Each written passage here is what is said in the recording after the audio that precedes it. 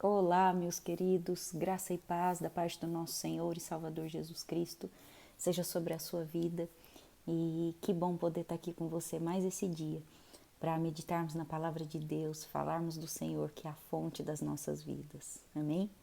Por falar nisso, fonte das nossas vidas, eu quero ressaltar para você que a presença de Deus é uma necessidade básica na nossa vida.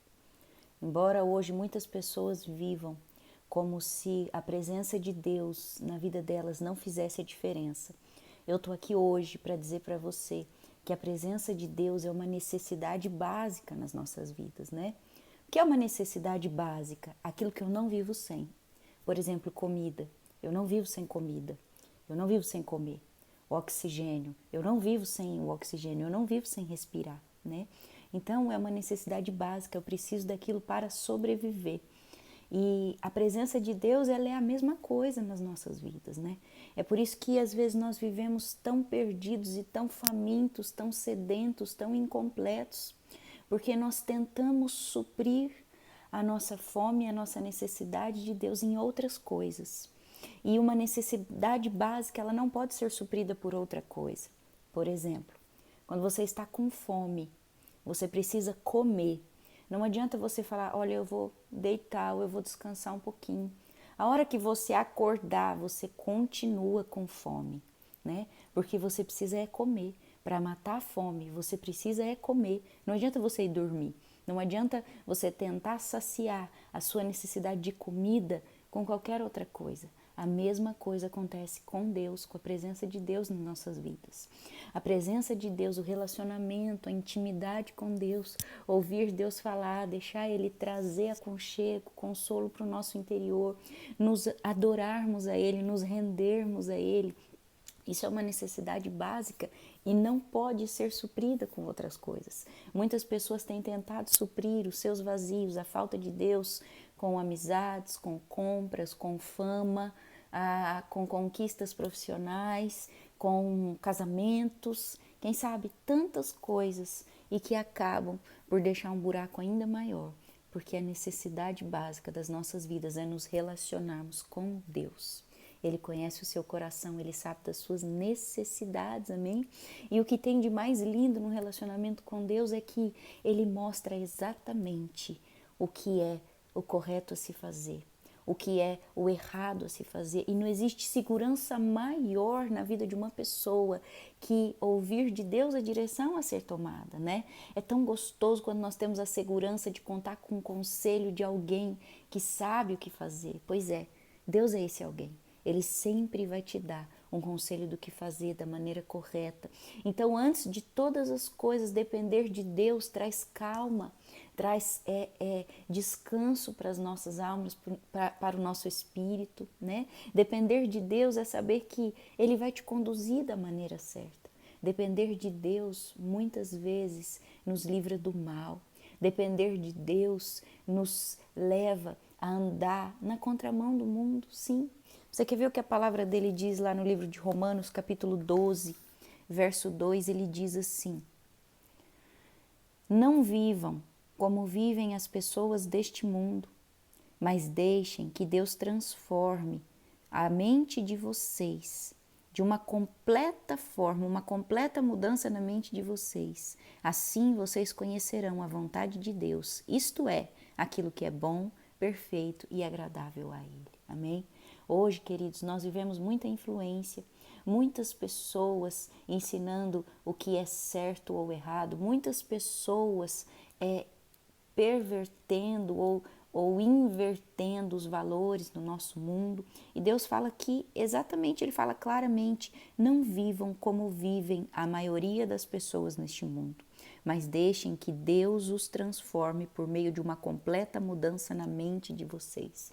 Deus quer transformar a nossa mente. Deus não quer que a gente viva somente por aquilo que a gente aprende com o mundo, mas Ele quer que a gente aprenda o que é certo com Ele. Porque sabe de uma coisa? É como uma geladeira linda e moderna, você pode enchê-la de comida gostosa, você pode enchê-la de coisas boas, mas se você não ligar ela na fonte, na energia, sabe o que vai acontecer? No dia seguinte está tudo podre, está tudo mal cheiroso.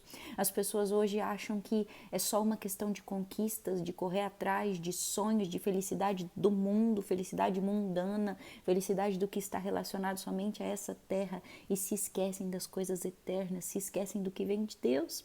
Por isso ele fala, mas deixa com que eu transforme completamente a sua mente, para que vocês venham conhecer a minha vontade, aquilo que é bom para mim. Deus quer nos mostrar o que é bom. Deus quer nos ensinar a viver uma vida que seja de acordo com a vontade dele. Sabe por quê? A vida de pecado é exposta nesse mundo, o que o mundo nos ensina e que muitas vezes é pecaminoso aos olhos de Deus, é errado aos olhos de Deus, isso traz morte, né? E, queridos, nos sentirmos confortáveis com as coisas desse mundo, com aquilo que é errado, nos sentirmos confortáveis com aquilo que Deus reprova ou condena, isso é o que vai nos trazer morte, né? Hoje eu ouvi um exemplo muito bom que falava assim, você já tentou matar uma rã jogando ela na água fervendo? Você não vai conseguir matar uma rã jogando ela numa água fervendo, porque ela vai bater na água fervendo e vai pular, vai sair, ela não vai morrer. Mas se você puser uma rã na água fria e for esquentando aquela água aos pouquinhos, de repente, quando a rã menos perceber, ela está morta, porque a água começou a ferver. Amém? O que isso quer dizer na nossa vida? O pecado, ele vai entrando assim, sorrateiro, né? Ele vai entrando aos pouquinhos e aos pouquinhos você vai se adaptando aos padrões desse mundo e aos pouquinhos você vai se adaptando com o que é errado e aos pouquinhos você vai ficando confortável com um ambiente que é totalmente contra os planos de Deus e você vai ficando confortável com aquilo e quando você menos percebe, você morreu. A morte espiritual e que logo depois a morte física mesmo, né?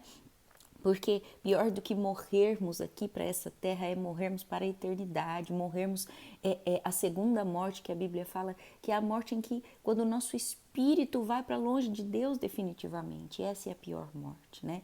Morrer para essa terra, para aqueles que morrem em Cristo, não é algo ruim, porque eles voltam para o Pai.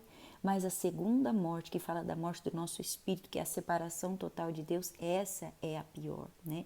E aqui, então, eu venho hoje, através desse vídeo, para dizer para você, cuidado, quando você se sente muito confortável com aquilo que Deus condena, com aquilo que Deus reprova. Aprenda e queira saber do Senhor. Deixa Ele transformar sua mente para aquilo que é correto, para aquilo que Ele quer trazer de novo para a sua vida, né? Ele fala assim, não vivam confortáveis com as coisas desse mundo, mas deixe que Deus te mostre o que é bom para Ele, o que agrada a Ele, que consequentemente vai trazer vida para você, vida para sua família, amém? Lute contra o pecado, lute contra o pecado dentro da sua casa, lute contra o pecado na sua vida, peça a Deus para te ajudar e através do Espírito Santo Ele vai te fortalecer e você vai vencer. Lembra do exemplo da rã? A água vai se esquentando e ela não está percebendo. Muitas vezes nós vamos nos acostumando, nos amoldando aos padrões desse mundo e quando nós menos percebemos, estamos mortos, completamente afastados do Senhor. Amém? Que Deus te abençoe, edifique a sua fé e que você possa se aproximar dEle, pois você tem uma necessidade básica, você tem uma necessidade muito grande da presença de Deus, nós temos, e isso não pode ser saciado com nada. Queira Deus, busque a Deus, que Deus te abençoe, em nome de Jesus.